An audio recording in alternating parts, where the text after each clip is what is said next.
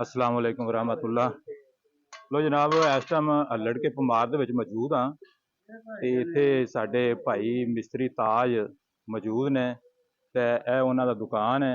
ये लोहे दा कम करदे ने ते हुण तुहानूं जिहड़ा ना इनदा मुशाहिदा करवाने आ भी भाई किवें कम कर रहे ने। ये ना जिहड़े पट्ठे कुतरन वाले टोके हुंदे ने, ते जदों पट्ठे कट के ते उन्हां दा मूँह मोटा हो जांदा है ते उस तो बाद जिहड़ा ना फिर उन्हां नूं बरीक कीता जांदा है ते ਇਹ ਟੋਕੇ ਠੱਪਦੇ ਨੇ ਪਏ।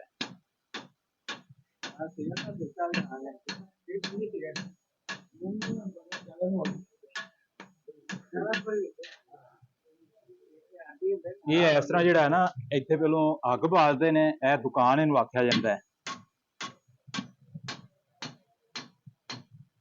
ਇਹਦੇ ਤੋਂ ਇਲਾਵਾ ਇਹ ਗੇਟ ਵੀ ਬਣਾ ਦੇਣ, ਵੇਖੋ ਨਾ ਪਿੱਛੇ ਪੈ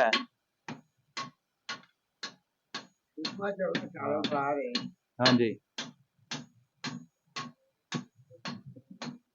ਤੇ ਇਹ ਜਿਹੜਾ ਹੈ ਨਾ ਆਪਣਾ ਹੁਣ ਤੁਹਾਨੂੰ ਵਿਖਾਣੇ ਆ, ਤੇ ਇਹਨਾਂ ਦੇ ਭਾਈ ਇਕਬਾਲ ਨੇ ਤੇ ਉਹ ਮਸ਼ੀਨ ਤੇ ਦੰਦੇ ਬਣਾ ਰਹੇ ਨੇ, ਤੇ ਉਹ ਵੀ ਕਿਵੇਂ ਦੰਦੇ ਬਣਾਦੇ ਨੇ।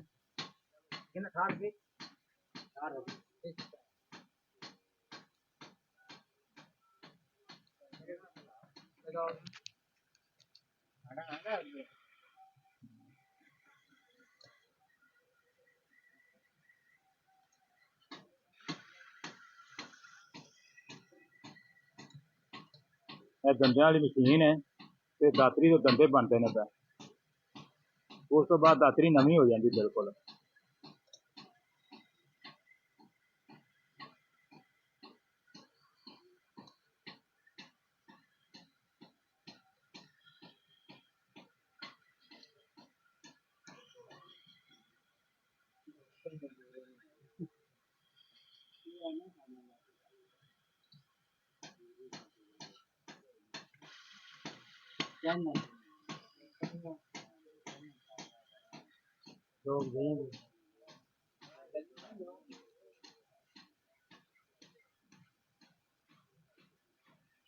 ਇਹ ਲੜਕੇ ਭਮਾਰ ਹੈ, ਜਿਸ ਤਰ੍ਹਾਂ ਦੀ ਇਹ ਆਬਾਦੀ ਦੇਖੋ ਤੁਸੀਂ।